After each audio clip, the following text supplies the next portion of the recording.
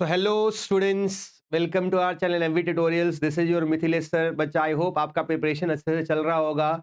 महामैराथन 2 वाला जो वीडियो है फिजिक्स 2 का वो आपने अच्छे से देखा होगा. ठीक है, अब ये हमारा महामैराथन फिजिक्स 1 वाला वीडियो है. ठीक है, इसमें हम क्या क्या चैप्टर्स पढ़ने वाले हैं, कैसा है वो आपको एक बार समझा देता हूँ. ठीक है बच्चा, उसके बाद बात करते हैं. ध्यान से एक बार देख लो. तो हमने क्या किया है, सीक्वेंस जो है वो कैसे रखा है. पहले हम इसमें सुपरपोजिशन ऑफ वेव्स करेंगे, फिर हम इसमें थर्मोडायनामिक्स करेंगे, बाद में उसके बाद ऑसिलेशन करेंगे, फिर हम काइनेटिक थ्योरी ऑफ गैसेस करेंगे, फिर हम मैकेनिकल प्रॉपर्टीज ऑफ फ्लूइड्स करेंगे, उसके बाद हम रोटेशनल डायनामिक्स करने वाले हैं और बाद में हम वेव ऑप्टिक्स करने वाले हैं. ठीक है, ठीक है. इसमें मोस्टली स्टार्टिंग के जो चैप्टर्स होंगे उसमें थोड़ा सा हम डिटेल में बात करेंगे और नीचे के जो चैप्टर्स है उसमें क्या क्या इंपॉर्टेंट क्वेश्चन है मैं उन चीजों पे आप लोगों को थोड़ा सा होल्ड करके रखूंगा. ठीक है, बात समझ में आ रहा है? क्या बात समझ में आ रहा है? बहुत ज़्यादा एफर्ट जो है आपको फिजिक्स 1 में कुछ-कुछ चैप्टर्स पे लेना होता है. जैसे रोटेशनल डायनामिक्स हो गया, मैकेनिकल प्रॉपर्टीज ऑफ फ्लूइड्स हो गया, थर्मोडायनामिक्स हो गया, काइनेटिक थ्योरी हो गया. इसमें 4 मार्क के क्वेश्चन जो हैं वो ज़्यादा बनते हैं. जैसे अभी रोटेशनल डायनामिक्स में से एक 4 मार्क का क्वेश्चन या 3 मार्क का क्वेश्चन रहता है. मैकेनिकल प्रॉपर्टीज में से हो सकता है. प्रेशर ऑफ गैस का डेरिवेशन इंपॉर्टेंट है लॉन्ग क्वेश्चन में. ऑसिलेशन में का एक आध क्वेश्चन जो है वो लॉन्ग क्वेश्चन में आ सकता है. ठीक है. तो सुपरपोजिशन ऑफ वेव्स भी है. तो ये वाले चैप्टर्स जो है ना इसमें, और बहुत सारे स्टूडेंट्स ऑलरेडी ये चैप्टर्स पढ़ के रखते हैं. ठीक है, तो इसमें से क्या-क्या कंटेंट है वो अपन ज़्यादा थोड़ा-सा ध्यान देंगे इस वाले महामैराथन वाले वीडियोस में. बहुत ज़्यादा डिटेल में मैं नहीं पढ़ाने वाला हूँ आपको, ताकि आपका टाइम वेस्ट हो. इंपॉर्टेंट क्या-क्या है आप समझ के ले लो और फिर आप आपके हिसाब से उसको स्टडी करके लो. बात समझ में आ रहा है? बात समझ में आ रहा है? आप सबका टाइम वेस्ट नहीं होना चाहिए स्टूडेंट्स, ये अपना मोटो है. ऑलरेडी जिनका हुआ है वो अच्छी बात है, पर जिनको क्या-क्या पढ़ना है वो समझना है, तो ये वाला सेशन उनके लिए है स्टूडेंट्स. ठीक है? एक बार आप फटाफट देख लो और उसके बाद आपके कंटेंट स्टार्ट कर लो पढ़ना, बिकॉज़ अपने पास बहुत ज़्यादा टाइम नहीं होगा बच्चा. पेपर देना है ना बहुत अच्छे से, ठीक है? तो आओ स्टार्ट कर ले बच्चा, ठीक है? ठीक है? आ जाओ. सो हेलो स्टूडेंट्स, आ जाओ बच्चा, स्टार्ट करते हैं हम लोग सुपरपोजिशन ऑफ वेव्स. बहुत डिटेल में इसमें क्या क्या इंपॉर्टेंट पढ़ना है, कितना पढ़ने का है, कौन सी चीजें अपने को पेपर में ज्यादा आने वाली हैं, उन चीजों के ऊपर ज्यादा स्ट्रेस दिया है जो बोर्ड के पेपर में इंपॉर्टेंट नहीं है. इस महामैराथन के वीडियोज में उन चीजों को अपन ने अवॉइड करा है. ठीक है, सुपरपोजिशन ऑफ वेव्स से एक 3 मार्क या 4 मार्क का क्वेश्चन रहता है बच्चा. 6 to 7 मार्क का चैप्टर है. इजी चैप्टर है, पढ़ के जाना है. ये चैप्टर थियरी जिसका इजी लगता होगा पढ़ने में, ये चैप्टर करके जाओ अच्छे से. ठीक है, अब आ जाओ फटाफट एक बार देख के लेते हैं बच्चा क्या क्या करना है. तो पहला ये बेसिक डाल दिया है बच्चा. वेव जो है वो मैकेनिकल वेव है, इलेक्ट्रोमैग्नेटिक वेव है, मैटर वेव है. ये क्या होता है ऐसा कोई तुमको पूछने वाला नहीं है, बट क्योंकि अपने को जानना है वेव के क्लासिफिकेशन, इसलिए बता दिया. अब ध्यान से सुन लो. वेव कैसा है, मूविंग है या स्टैटिक है, उसके बेसिस पे वेव को या तो हम ट्रैवलिंग या प्रोग्रेसिव वेव बोलते हैं या तो स्टैंडिंग वेव बोलते हैं. ट्रैवलिंग वेव जो है ये दो टाइप का होता है. एक आपका ट्रांसवर्स वेव है यहाँ पे. तो अगर मैं तुमको इसमें थोड़ा सा हाईलाइट कर दूं, ये जो वेव है तुम्हारा, या तो ये ट्रैवलिंग या प्रोग्रेसिव वेव हो सकता है या तो स्टैंडिंग और स्टेशनरी वेव हो सकता है. ये जो ट्रैवलिंग और प्रोग्रेसिव वेव है, या तो ये ट्रांसवर्स वेव हो सकता है या तो ये लॉन्गिट्यूडनल वेव हो सकता है. ट्रांसवर्स वेव में क्या होता है, ट्रांसवर्स वेव में क्या होता है, अगर अगर अगर मेरा वेव का डायरेक्शन मोशन का ये है, तो मेरा पार्टिकल का वाइब्रेशन जो है वो होगा ऐसे. सो ये देखो, वेव का डायरेक्शन और पार्टिकल का वाइब्रेशन आपस में कैसा है, परपेंडिकुलर. ऐसे वेव को हम ट्रांसवर्स वेव बोलेंगे.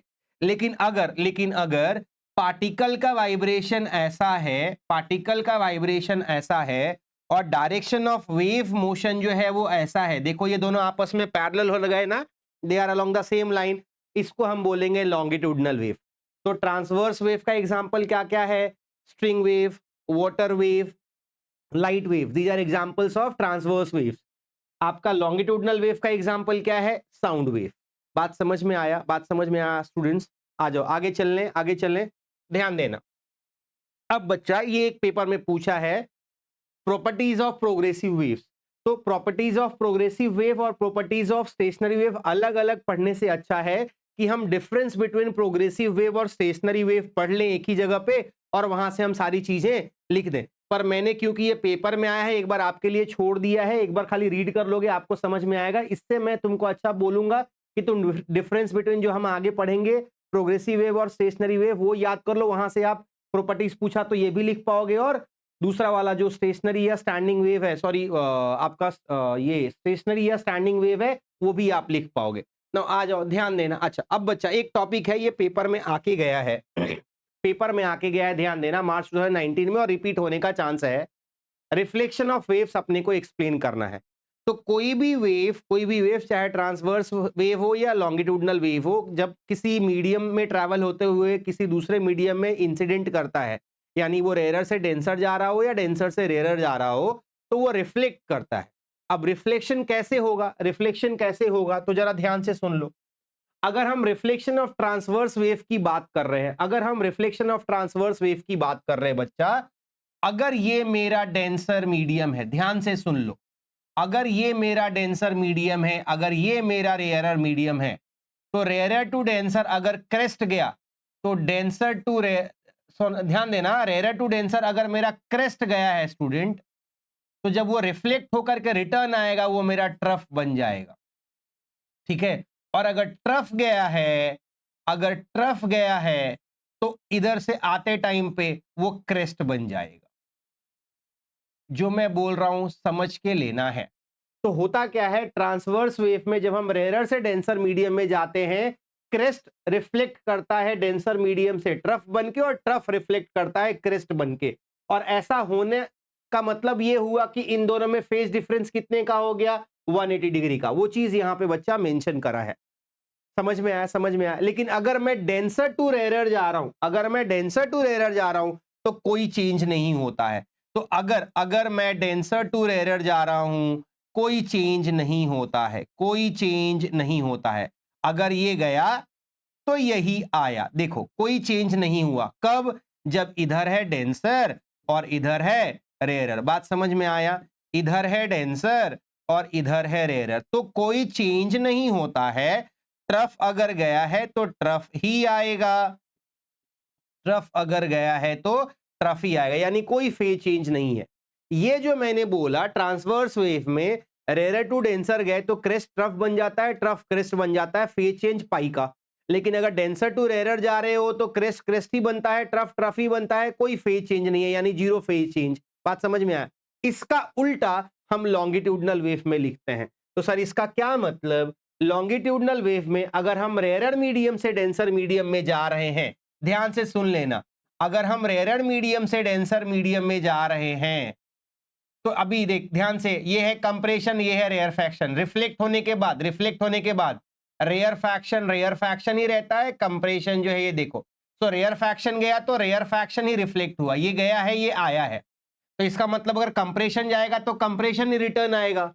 लेकिन अगर हम डेंसर टू रेयरर जा रहे हैं तो यहां पे चेंज होता है। यहां पे अगर मैंने कंप्रेशन भेजा है और फिर मैंने रेयरफैक्शन भेजा है, इधर रेयरर था इधर डेंसर था, अब मैंने बोला इधर डेंसर है और इधर रेयरर है, तो इसमें क्या होता है देखो, रेयरफैक्शन जो है वो कंप्रेशन बन गया और कंप्रेशन जो है वो रेयरफैक्शन बन गया। तो ये गया है और ये आया है। बात समझ में आया स्टूडेंट्स? इतना ही पेपर में लिखना है। अगर रिफ्लेक्शन ऑफ ट्रांसवर्स वेव और लॉन्गिट्यूडनल वेव आया तो दो पॉइंट की क्रेस्ट ट्रफ बनेगा या ट्रफ क्रेस्ट बनेगा, कहां चेंज होगा, कितना फेज एंगल, और ये जो डायग्राम बना है इसी को थोड़ा सिस्टमेटिक आपको बना देना है, काम खत्म बच्चा। समझ में आया? सिंपल सा क्वेश्चन है, ज्यादा टाइम इसमें वेस्ट मत करना। आ जाओ आगे चलते हैं फटाफट। अब ये सुपरपोजिशन ऑफ वेव्स का एक डेफिनेशन डाल दिया है। दो या दो से अधिक वेव्स जब आपस में सुपरपोज करते हैं तो रिजल्टेंट जो रहता है उसका डिस्प्लेसमेंट मैक्सिमम हो जाता है, एम्पलीट्यूड मैक्सिमम हो जाता है। इस फिनोमेना को हम principle of superposition of waves बोलते हैं। एक पेपर में लिखने के लिए बोला है तो रिपीट हो सकता है, आपके सामने रख दिया है मैंने, ठीक है। सबसे ज्यादा इंपॉर्टेंट अगर डेरिवेशन पर्पज पे बात करोगे ये चैप्टर में तो 3 से 4 क्वेश्चन आते हैं, ठीक है, जिसमें ये वाला एक क्वेश्चन है, स्टेशनरी वेव क्या होता है। तो स्टेशनरी वेव क्या होता है, उसका फॉर्मेशन कैसा है, उसका इक्वेशन डिराइव करो। फिर नोड और एंटी नोड्स क्या होते हैं, दो एडजेसेंट नोड या दो एडजेसेंट एंटी नोड के बीच का डिस्टेंस λ/2 होता है, और एक नोड और उसका एडजेसेंट एंटी नोड के बीच का डिस्टेंस λ/4 होता है। इसमें से कुछ भी तुमसे पेपर में पूछ सकता है, सारे बोर्ड के क्वेश्चन से पहले पूछे हुए हैं। तो सबसे पहले स्टेशनरी वेव क्या होता है, ध्यान से सुन लेना। अगर दो identical progressive wave travelling in 2 different directions, पहला वाला जो है, जो डॉटेड वाला लाइन है, अगर वो आगे की तरफ जा रहा है तो कंटिन्यूअस वाला लाइन जो है वो पीछे की तरफ, या अगर कंटिन्यूअस वाला लाइन आगे की तरफ जा रहा है तो डॉटेड वाला लाइन जो है वो पीछे की तरफ। तो एक अलोंग पॉजिटिव एक्सिस है, दूसरा अलोंग नेगेटिव एक्सिस है, सबका एम्पलीट्यूड और ये सेम है। तो देख, when two identical waves travelling along the same path in opposite directions interfere करेंगे तो उससे जो बनता है वो है स्टेशनरी वेव या स्टैंडिंग वेव। ठीक है, फॉर्मेशन दिखाया हुआ है।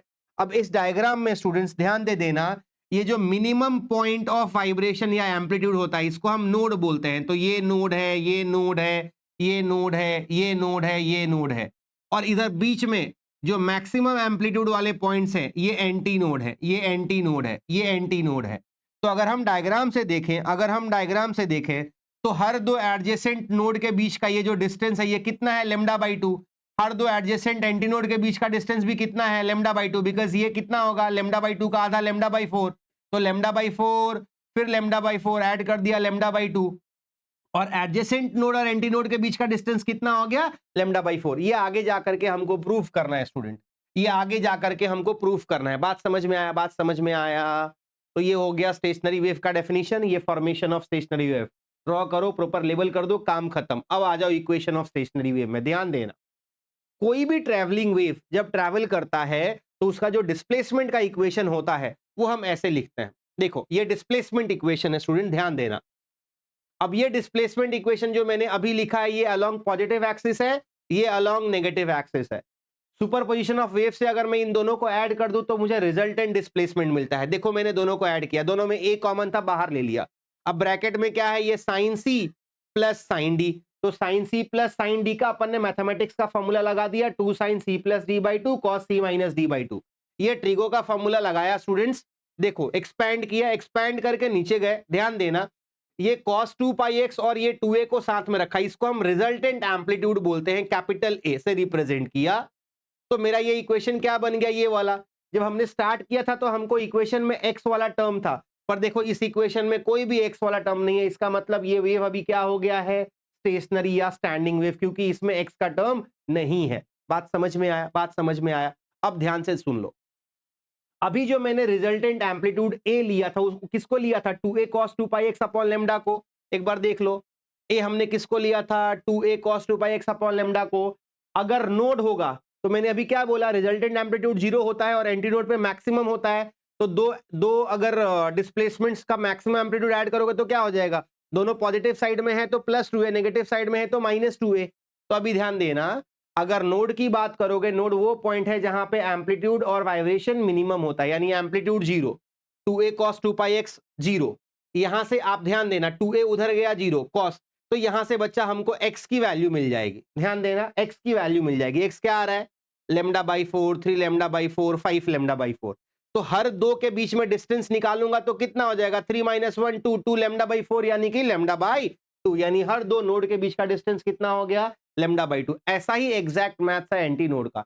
एंटी नोड वो पॉइंट है जहां पे वाइब्रेशन मैक्सिमम, एम्पलीट्यूड मैक्सिमम। तो ए का वैल्यू ±2a पुट किया, 2a उधर गया, ये 1 यहां पे चाहिए तो हम ±2a लिख सकते हैं स्टूडेंट्स। ठीक है, ये इधर आया, ठीक है। अगर चाहिए तो मैं यहाँ पे मेंशन करता हूँ, यहाँ पे प्लस माइनस लिख सकते हो आप लोग, प्लस माइनस, तो ये +-1। ठीक है, तो यहाँ पे cos इनवर्स ऑफ +-1 यानी 0 भी आएगा, पाई भी आएगा, बाकी सब आएंगे।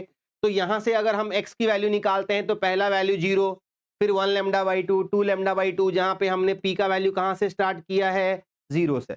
अब देखो, इन दो के बीच का डिफरेंस लेमडा बाई 2, इन दो के बीच का डिफरेंस लेमडा बाई 2, इन दो के बीच का डिफरेंस लेमडा बाई 2, यानी हर दो एडजेसेंट एंटीनोड के बीच का डिफरेंस हमको कितना आ गया, लेमडा बाई 2। अब जरा देखो तो इसका पहला वाला नोड लेमडा बाई 4 है, इसका दूसरा वाला पहला वाला एंटीनोड का डिफरेंस ये कितना है, डिस्टेंस 0।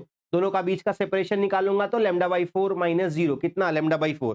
तो इसका मतलब यहां से मैं बोल सकता हूं कि नोड और एंटीनोड के बीच में, एडजेसेंट नोड और एंटीनोड के बीच का डिस्टेंस कितना हो गया, लेमडा बाई 4। तो हर दो नोड के बीच का डिस्टेंस लेमडा बाई 2, हर दो एडजेसेंट एंटीनोड के बीच का डिस्टेंस लेमडा बाई 2, और एक नोड और उसका एडजेसेंट एंटीनोड के बीच का डिस्टेंस है लेमडा बाई 4। क्वेश्चन समझा, ये बोर्ड के पेपर में लेटली पूछा है, इसके पहले बहुत बार पूछा है, इंपॉर्टेंट है सबसे ज्यादा ये डेरिवेशन। ठीक, इतना बोलने के बाद बच्चा हम आ जाते हैं प्रॉपर्टीज। आपको पहले ही बोला था कि प्रॉपर्टीज ऑफ प्रोग्रेसिव और स्टेशनरी वेव अलग अलग पढ़ने से अच्छा है कि हम directly difference between progressive wave.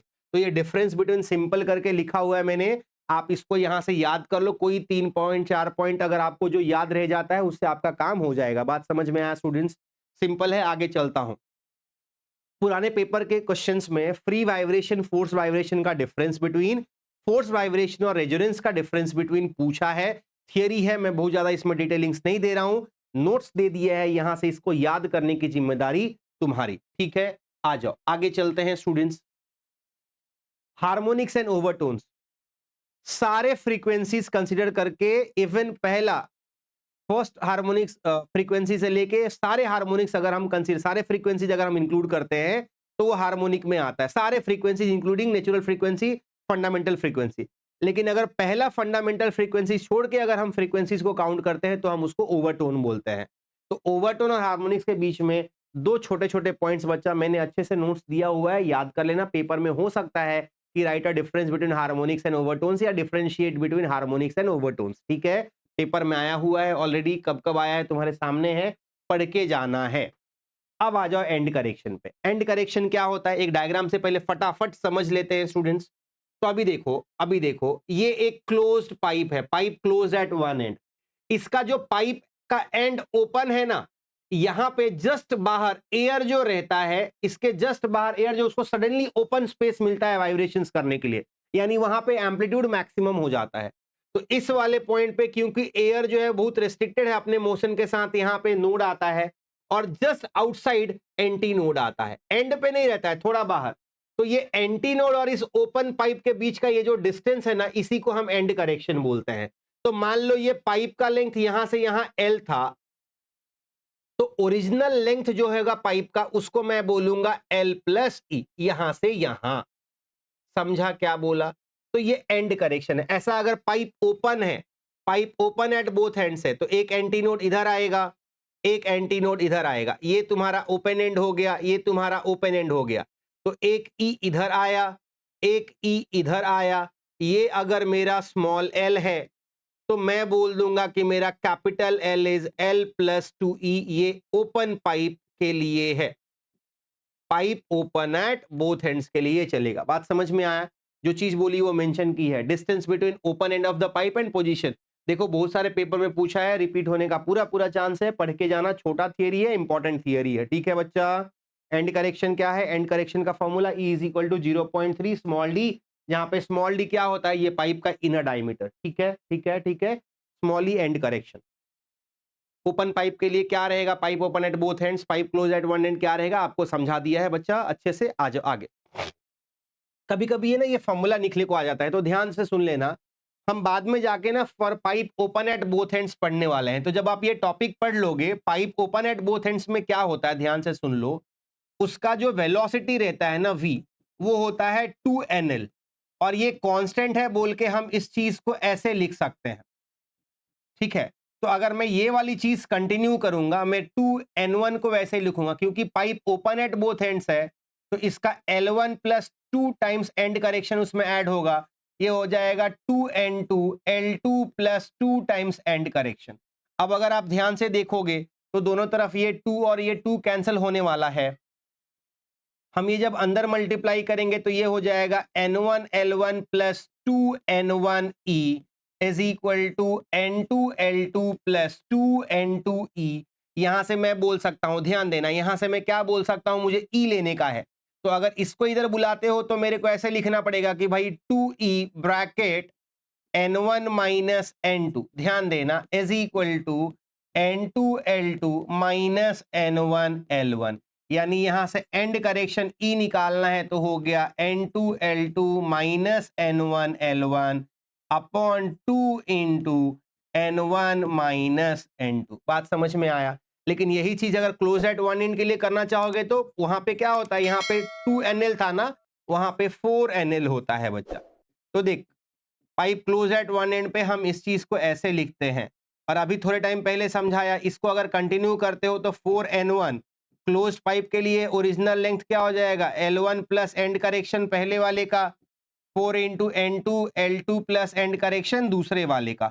दोनों तरफ हमारे पास 4 है, कैंसिल कर दो, मल्टीप्लाई करोगे ये हो जाएगा n1 L1 plus n1e is equal to n2 L2 plus n2e। तो अगर एंड करेक्शन ई निकालना है स्टूडेंट, डायरेक्टली लिख रहा हूं, तो ये हो जाएगा N2L2 minus N1L1 the whole divide by N1 minus N2। समझ में आया? So these are formulas for end correction for a pipe open at both ends and for a pipe close at one end. ये frequency और velocity का relation ऐसा कैसे आता है, थोड़ा टाइम बाद हम आगे पढ़ने वाले हैं। अब आ जाओ, ध्यान से सुनना। ये है pipe close at one and. Question आता है कि प्रूफ करो कि pipe close at one and पे केवल ऑड हार्मोनिक्स प्रेजेंट होता है, यानी पहला फ्रीक्वेंसी होगा, तीसरा होगा, पांचवा होगा, सातवां होगा, सेकंड नहीं होगा, फोर नहीं होगा, सिक्स नहीं होगा, इवन नहीं होगा, सारा ऑड फ्रीक्वेंसी होगा। अब ये कैसे वेरीफाई करें?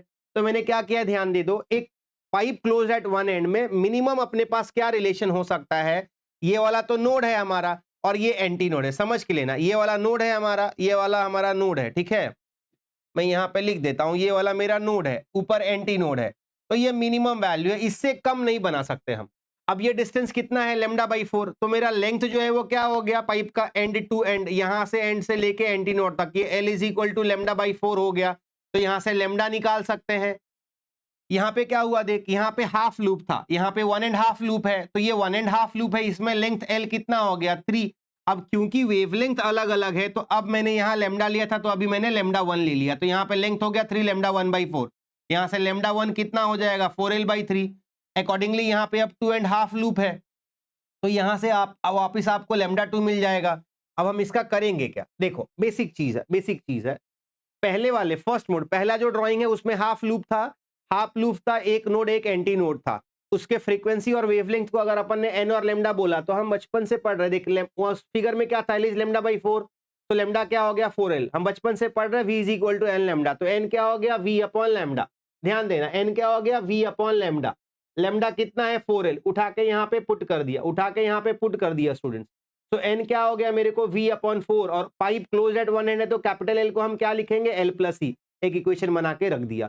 ये pipe close at one and का सबसे छोटा पॉसिबल फ्रीक्वेंसी है, इसलिए इसको हम फंडामेंटल फ्रीक्वेंसी या स्मॉलेस्ट फ्रीक्वेंसी बोलते हैं। इसके आगे कोई नंबर नहीं है, इसका मतलब अपन यहाँ पे 1 मान सकते हैं, इसलिए ये फर्स्ट हार्मोनिक होता है, तो इसको आप फंडामेंटल फ्रीक्वेंसी या फर्स्ट हार्मोनिक बोल सकते हो। इसका सेकंड मोड में क्या था, 1.5 लूप, और लेंथ आपके ड्राइंग में क्या था, 3 लेमडा 1/4, तो यहां से लेमडा 1 निकाला। बाद में V क्या हो गया, N1 लेमडा 1, यहां से N1 क्या हो गया V अपॉन लेमडा 1, लेमडा 1 के जगह पे ये वैल्यू उठा के डाली। अब देखो ये जो आया क्या, ये ऊपर वाले का 3 टाइम्स है मल्टीप्लीकेशन, देखो यानी ये N1 is equal to 3 times N, यानी ये कितवा हार्मोनिक हो गया, थर्ड हार्मोनिक। और क्योंकि ये पहले वाले फंडामेंटल फ्रीक्वेंसी के बाद वाला फ्रीक्वेंसी है, इसलिए ये हो गया पहला ओवरटोन। तो इसमें थर्ड हार्मोनिक और फर्स्ट ओवरटोन ओवरलैप कर गया, बात समझ रहा है, ये सेम हो गया। तो थर्ड हार्मोनिक और फर्स्ट ओवरटोन यहां पे आता है इसका, ठीक। ऐसे ही बच्चा मैंने थर्ड मोड निकाला, थर्ड मोड में मुझे क्या मिल रहा है, ये फिफ्थ हार्मोनिक है या तो सेकंड ओवरटोन है। तो अगर मैं ये तीनों इक्वेशंस को कंपेयर करूं, तो पहले वाले में फर्स्ट हार्मोनिक है, दूसरे वाले में थर्ड है, तीसरे वाले में फिफ्थ है, यानी 1 3 5 7 9 ऐसा मिलता जाएगा। सेकंड 4 6 नहीं मिलेगा, तो हम बोलते हैं कि केवल ऑड हार्मोनिक्स इसमें प्रेजेंट है, इवन हार्मोनिक्स प्रेजेंट नहीं होता है। अच्छा, जब हमारा हार्मोनिक 3 था तो हमारा ओवरटोन 1 था, तो अगर मैं बोलूं कि मेरा P का वैल्यू अगर ओवरटोन का नंबर डिसाइड कर रहा है, तो मेरा हार्मोनिक कैसे मिलेगा, तो 2P + 1, क्योंकि जब P का वैल्यू 1 लूंगा तो 2P + 1 क्या हो जाएगा 3। So when P is number of overtone, 2P + 1 will signify my number of harmonics. बात समझ गया? तो उस हिसाब से हम फ्रीक्वेंसी का रिलेशन लिख सकते हैं। जितना अच्छे से अगर आपको समझ में आ गया स्टूडेंट्स, तो बस ओपन पाइप में क्या होता है, दोनों तरफ पाइप खुला हुआ है, तो आपको 2 एंटी नोड हो गया, एक नोड हो गया। लेंथ देख ले, ये लेमडा बाई 4, ये lambda by 4, lambda by 2, simple. ये देख ले, एक फुल लूप है, 2 हाफ लूप्स है, लेमडा बाई 2, बीच वाला lambda by 2, lambda by 4, lambda by 4 मिलके कितना हो गया, लेमडा बाई 2। वेवलेंथ चेंज हुआ, इसलिए लेमडा 1 नोटेशन है, देख ले। सो लेमडा 1 लेमडा 1/2 लेमडा 1, समझ के लो, हाँ, लेमडा 1/2 लेमडा 1/4 लेमडा 1/4 ऐड करूंगा तो कितना हो गया, लेमडा 1।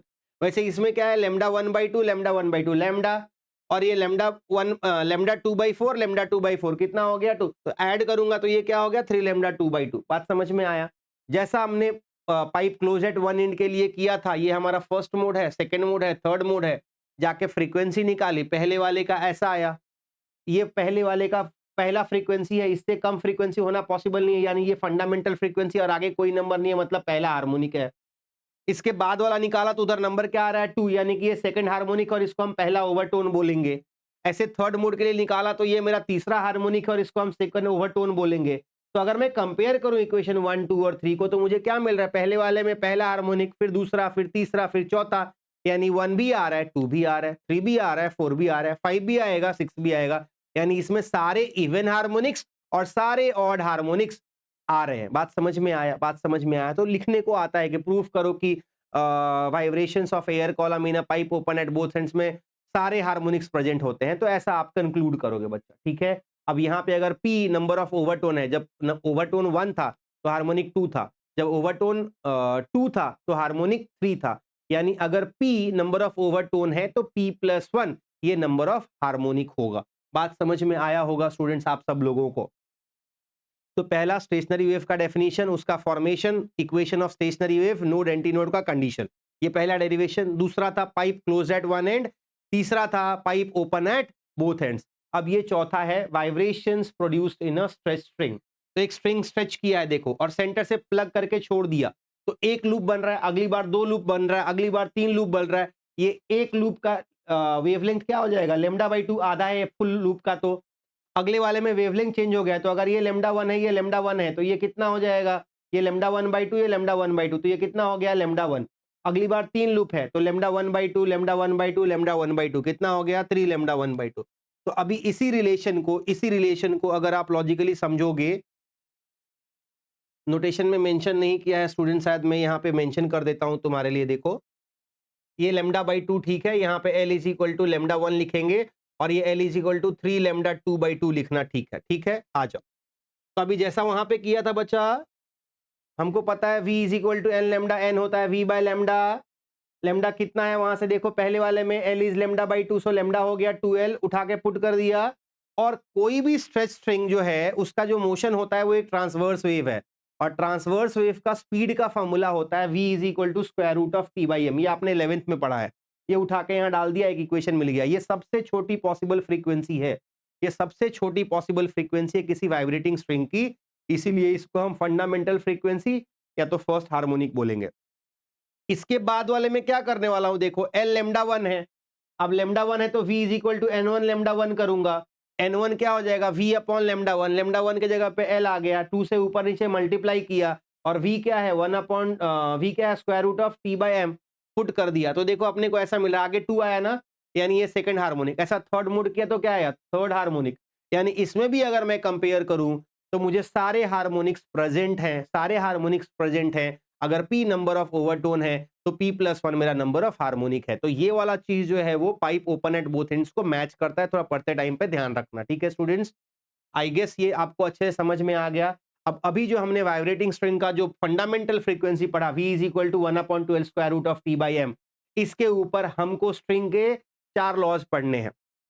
अब लॉज चौथा जो है ना एक्चुअली इसी में इंक्लूडेड है, तो मैं क्या कर रहा हूं, 3 लॉज बोल रहे हैं अपन। एक है लॉ ऑफ लेंथ, तो यहाँ पे V inversely proportional to L when T and M are constant, ये पहला लॉ है, लॉ ऑफ लेंथ। फिर law of tension, V directly proportional to √T when L and M are constant. And तीसरा है V is inversely proportional to √M when L and T are constant. अब ये जो M है ये है linear mass density, यानी mass upon length. मास क्या होता है, डेंसिटी इंटू वॉल्यूम, डेंसिटी क्या होता है रो, वॉल्यूम क्या होता है किसी स्ट्रिंग का या वायर का, πr² into L, L L cancel, मैं डेंसिटी को रो πr² लिख सकता हूं। तो अभी यहां पे मैं गया, m के जगह पे रो πr² लिखा, पाई कांस्टेंट है, यानी n, अगर रो कांस्टेंट हुआ तो n inversely proportional to r हो जाएगा। देखो n inversely proportional to r, यानी n प्रोपोर्शनल टू 1/r। और अगर यहाँ पे r कांस्टेंट है, पाई कांस्टेंट, तो मैं बोल दूंगा n इनवर्सली प्रोपोर्शनल टू 1/√ऑफ रो। बात समझ में आया। कभी कभी पेपर में आता है explain laws of vibrating string, तो ये 3 law of length, law of tension, law of linear density, statement fundamental frequency का लिख के तीनों का स्टेटमेंट डाल के कंक्लूड कर दो। बात समझ में आया। 1 मार्क या 2 मार्क, इससे ज्यादा का ये क्वेश्चन नहीं है, ठीक है बच्चा। उसके बाद हम चलते हैं बीट्स पे। बीट क्या होता है, अभी ऐसा होता है, ध्यान से सुन लो, 2 साउंड वेव्स हैं, उनके बीच में स्लाइट डिफरेंट फ्रीक्वेंसी है। स्लाइट डिफरेंट फ्रीक्वेंसी, पर उनका एम्पलीट्यूड सेम है और सेम डायरेक्शन में ट्रैवल कर रहे हैं, तो जब वो ओवरलैप करते हैं तो प्रोडक्शन ऑफ बीट होता है। बीट में वैक्सिंग और वेनिंग होता है, मतलब अल्टरनेट वैक्सिंग और वेनिंग का जो ये फॉर्मेशन है ना, इसको हम बीट फॉर्मेशन बोलते हैं। तो वैक्सिंग क्या होता है? मैक्सिमम इंटेंसिटी या एम्पलीट्यूड बनना। वेनिंग क्या होता है? मिनिमम एम्पलीट्यूड या मिनिमम इंटेंसिटी होना।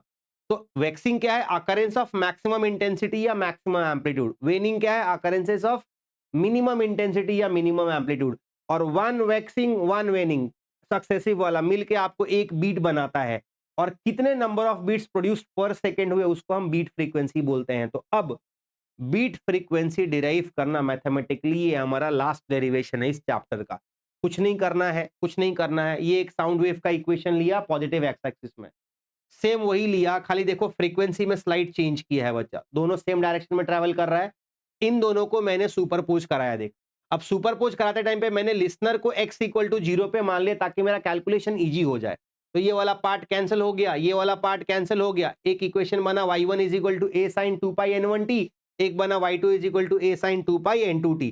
इसका सुपरपोजिशन लगा दिया, मैथमेटिक्स से सॉल्व किया, a बाहर sin c plus sin d, solve किया, सिंप्लीफाई किया। स्टूडेंट्स हम देखो कहां पे आ गए, यहां पे। इसको इसको इसको ध्यान देना, ये जो आया ना आपका n1 माइनस n2 अपॉन 2, ये इसके साथ मैंने मर्ज कर लिया। और ध्यान से सुन लो बच्चा, ये देख, जस्ट अ सेकंड स्टूडेंट, ध्यान से सुन लेना जरा। फॉर्मूला लगाया, देख, ये पूरा जो पार्ट है ना cos 2 पाई n1 minus n2 upon 2 into T, ये मैंने इसके साथ ले लिया, देखो 2a के साथ, और ये पूरा पार्ट मैंने बाहर ले लिया। इसमें ये जो n1 प्लस n2 अपॉन 2 है, क्या हम इसको एवरेज फ्रीक्वेंसी बोल सकते हैं दोनों वेव्स का? तो n is equal to n1 plus n2 by 2, ये मेरा एवरेज फ्रीक्वेंसी हो गया, और ये पूरे को मैं मान लूंगा इस इक्वेशन का रिजल्टेंट एम्पलीट्यूड। तो मेरा रिजल्टेंट एम्पलीट्यूड ए क्या हो गया, वो पूरा ब्रैकेट, और n1 प्लस n2 बाई 2 को मैंने एवरेज फ्रीक्वेंसी मान लिया। तो देखो मेरा इक्वेशन ये आ गया। अब इसमें अगर वेक्सिंग होगा तो एम्पलीट्यूड क्या होता है? मैक्सिमम, और वेनिंग होगा तो मिनिमम। तो अगर ए टू ए है, मतलब मैं वैक्सिंग के लिए जा रहा हूं, ए उठा के डाल दिया, जैसे इसके पहले मैंने सिंप्लीफाई किया था ना स्टेशनरी वेव वाले में, बस इसको सिंप्लीफाई किया। देखो बच्चा, हमको टाइम मिल रहा है ये। अब हर दो एडजेसेंट वैक्सिंग के बीच का जो टाइम है, हम उसको टाइम पीरियड बोलते हैं, और उसके रेसिप्रोकल को हम बीट बोलेंगे या बीट फ्रीक्वेंसी। तो देखो ये टाइम मिला, पहला वैक्सिंग, दूसरा वैक्सिंग, तीसरा वैक्सिंग, हर दो अल्टरनेट, तो हर दो, तो पहले दो का निकाला तो क्या हो गया, 1/n1 माइनस n2, ये टाइम पीरियड है। रेसिप्रोकल कर दिया तो क्या हो जाएगा, बीट फ्रीक्वेंसी। तो बीट फ्रीक्वेंसी मुझे क्या आ गया, n1 माइनस n2, ये वैक्सिंग से आया ना। ऐसा ही वेनिंग में रिजल्टेंट एम्पलीट्यूड को एक बार 0 लो, इसको भी सिंप्लीफाई करो। देखिए जो टाइम आया है बच्चा, अगर इनका डिफरेंस निकालोगे, ये भी वापस यही आता है, यानी बीट फ्रीक्वेंसी सेम आ गई। बात समझ में आया? बात समझ में आया? पूरे चैप्टर में हमने बच्चा क्या क्या पढ़ा, क्या क्या पढ़ा? हमने reflection of transverse wave, longitudinal wave, इसको एक इंपॉर्टेंट बोला आप लोगों के लिए। फिर स्टेशनरी वेव का definition, formation of stationary wave important बोला। Equation of stationary wave derive करना इंपॉर्टेंट बोला। नोड एंटी नोड के लिए पूरा रिलेशन समझाया आपको, ठीक है, वो भी इंपॉर्टेंट है। एंड करेक्शन का डेफिनेशन, उसका पूरा फॉर्मूला डायग्राम वो इंपॉर्टेंट है। Pipe open at both ends, pipe close at one and, vibrating string important है। बीट का डेरिवेशन इंपॉर्टेंट है। डिफरेंस तीन बोले हैं पढ़ने आपको, free vibration, force vibration, resonance, stationary wave and progressive wave. इतना कर लेते हो, ये पूरे चैप्टर के सारे क्वेश्चंस आप पेपर में अटेम्प्ट करके आ पाओगे। समझ में आया? समझ में आया? अब तक अगर चैनल सब्सक्राइब नहीं किया है, चैनल सब्सक्राइब करना है। फ्री कंटेंट सीईटी का आपको आने वाला है बच्चा, अच्छा क्वालिटी कंटेंट होता है, पूरा आपको अच्छे से डेडिकेशन से टीचर्स यहाँ पे सिखाएंगे। इसका पूरा यूज करो, आपके फ्रेंड्स के साथ शेयर करो। हाँ, अगर लेक्चर देख रहे हो, कमेंट करना है कैसा लगा लेक्चर, वीडियो को लाइक करना है, बाकी फ्रेंड्स के साथ फॉरवर्ड करना है, ठीक है बच्चा? आओ चलते हैं अगले चैप्टर की तरफ बच्चा। सो आ जाओ स्टूडेंट्स हमारे अगले चैप्टर पे, इस महामैराथन वीडियो का, जो कि है थर्मोडायनामिक्स। कुछ क्वेश्चंस पढ़ने हैं, उसी में से कुछ 3 मार्क 4 मार्क में पेपर में रहेगा, 1 मार्क का एक थ्री का क्वेश्चन कभी कभी रहता है, और 2 मार्क का न्यूमेरिकल, ठीक है? ठीक है। चैप्टर का वेटेज 6 से 7 मार्क का है, इंपॉर्टेंट है, छोटा चैप्टर है, बहुत ज्यादा कंटेंट अपने को इसमें करना नहीं है, ठीक है? स्टार्ट कर ले क्या बच्चा? आ जाओ, ध्यान से सुन लो, ध्यान से सुन लो। इस चैप्टर में कुछ थ्योरी क्वेश्चंस हैं जो बहुत प्रोमिनेंट आते हैं। अब एक है जीरोथ लॉ ऑफ थर्मोडायनेमिक्स, ध्यान से सुन लो। जीरोथ लॉ ऑफ थर्मोडायनेमिक्स में क्या पढ़ना है? ये दो बॉडीज आपस में थर्मल इक्विलिब्रियम में हैं, ये दो बॉडीज आपस में थर्मल इक्विलिब्रियम में हैं, तो आफ्टर सम टाइम ये दोनों बॉडीज भी थर्मल इक्विलिब्रियम में हो जाएंगे। ये जीरोथ लॉ ऑफ थर्मोडायनेमिक्स है, 1 मार्क के लिए या 2 मार्क के लिए लिखने को आता है, फटाफट यहाँ से पढ़ना है। ठीक है, आ जाओ। थर्मोडायनेमिक सिस्टम क्या होता है? Any system under observation. System को छोड़ के बाकी पूरी दुनिया जो है वो सराउंडिंग और इन्वायरमेंट रहती है, और ये दोनों का कॉम्बिनेशन जो है वो यूनिवर्स हो जाता है। अपने को 3 टाइप का सिस्टम पढ़ना है थर्मोडायनेमिक्स में। Open system, close system, isolated system. Open system में हीट और एनर्जी दोनों ट्रांसफर होते हैं, एक्सचेंज होते हैं सिस्टम और सराउंडिंग के बीच में। क्लोज सिस्टम में केवल केवल हीट ट्रांसफर होता है, पार्टिकल ट्रांसफर नहीं होता। और आइसोलेटेड में कुछ भी ट्रांसफर नहीं होता। एक एग्जांपल दिया हुआ है, आपको यहां से पढ़ लेना है, पेपर में आया हुआ है, ये डायग्रामेटिकल रिप्रेजेंटेशन है। चेंज इन इंटरनल एनर्जी कैसे करना है? तो इसमें ध्यान देना, दो तरीका हो सकता है, एक उसको हीट करके, किसको? सिस्टम को, और दूसरा सिस्टम पे वर्क करके।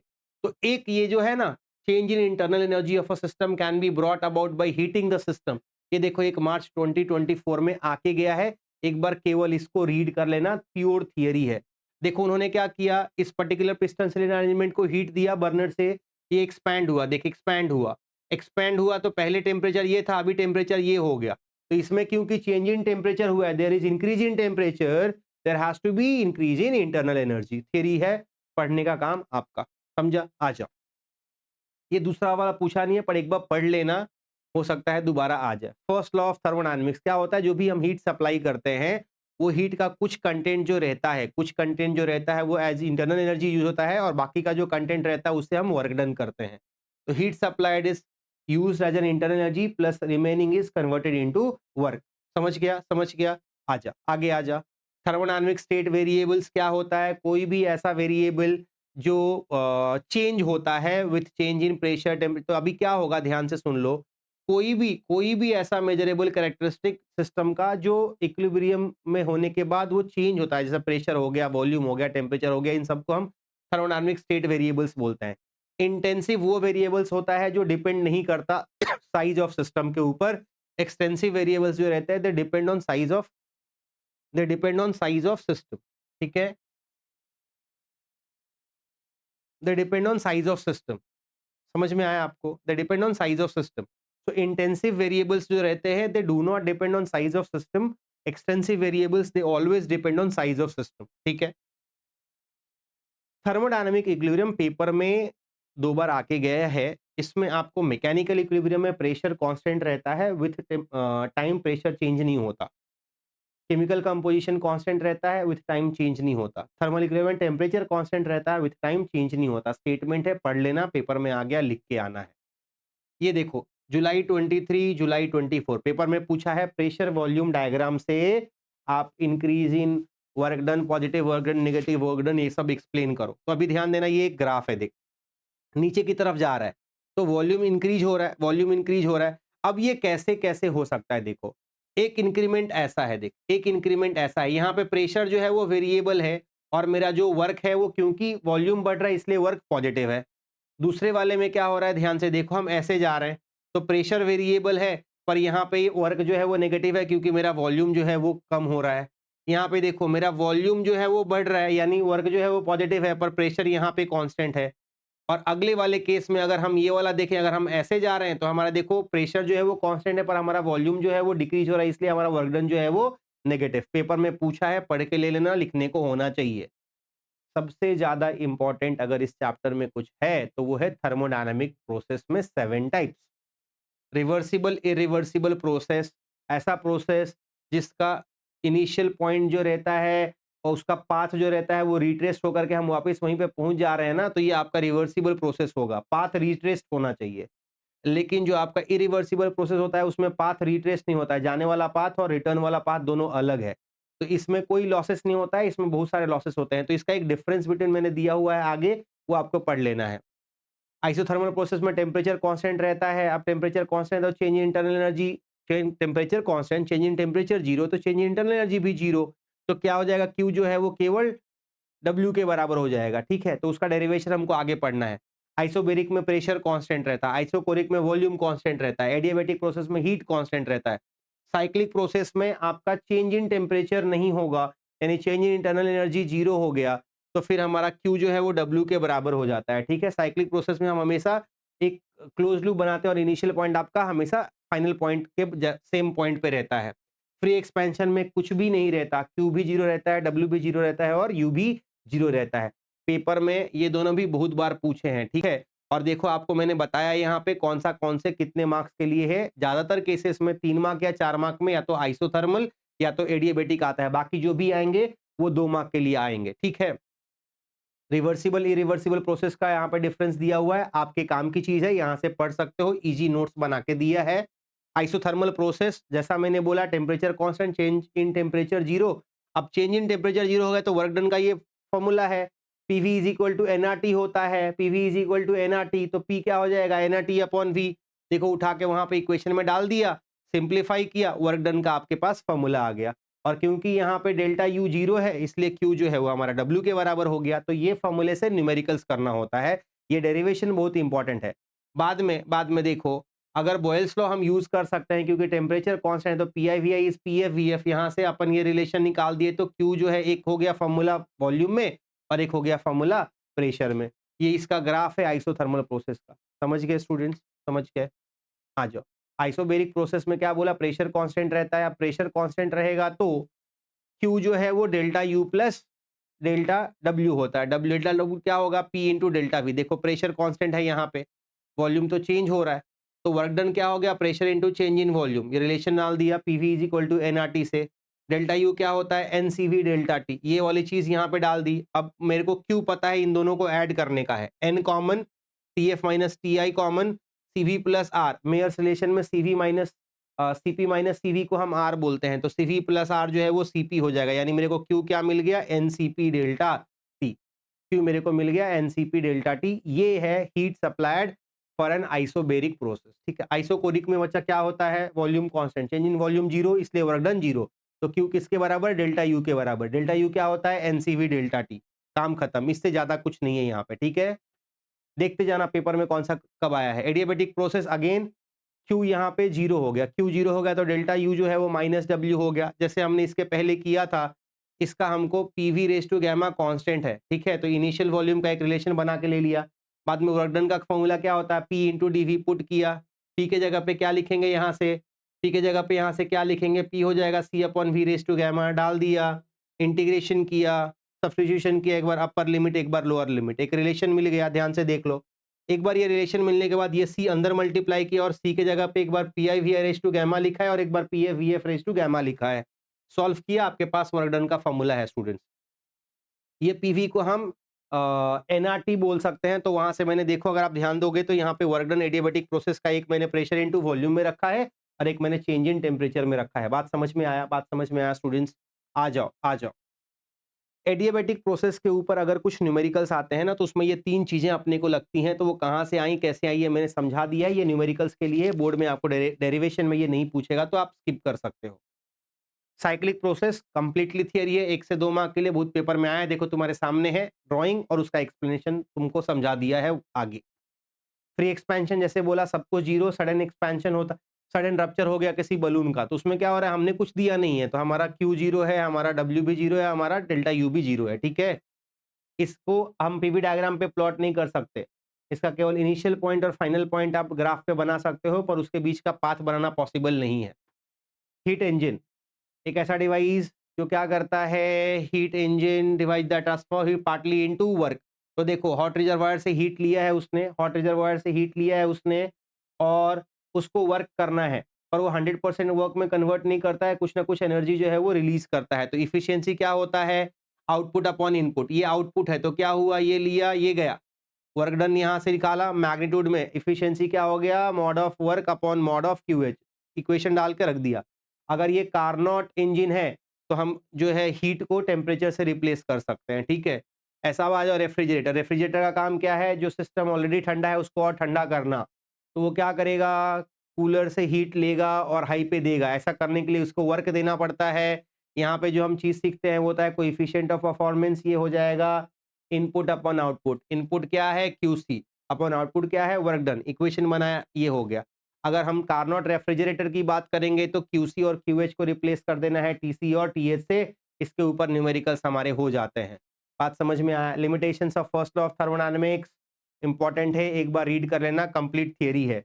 जिसको भी ये चैप्टर डिटेल में चाहिए, सर इतना फास्ट मत करिए, थोड़ा सा डिटेल में बताइए, इसका वन शॉट एकदम अच्छे से डिटेल में बनाया हुआ है, वहां पे जाके ये कंटेंट और स्लो करके पढ़ लो।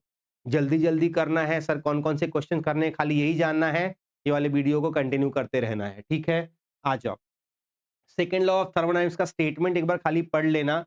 मुझे नहीं लगता है कि पेपर में पूछेगा, पर एक आध बार पेपर में आया है पुराने, तो आप देख के जाओ सेकेंड लॉ ऑफ थर्मोडायनामिक्स क्या है, ठीक है बच्चा। इसके साथ हमारा थर्मोडायनामिक्स वाला चैप्टर खत्म हो रहा है। लेक्चर जैसे आपको अच्छा लगा कमेंट करना है, वीडियो को लाइक करना है, फ्रेंड्स के साथ शेयर करना है। आपके लिए फ्री सीईटी का लेक्चर आने वाला है बच्चा, तो चैनल को सब्सक्राइब करके रखो, बाकी फ्रेंड्स को भी शेयर करके रखो, ठीक है।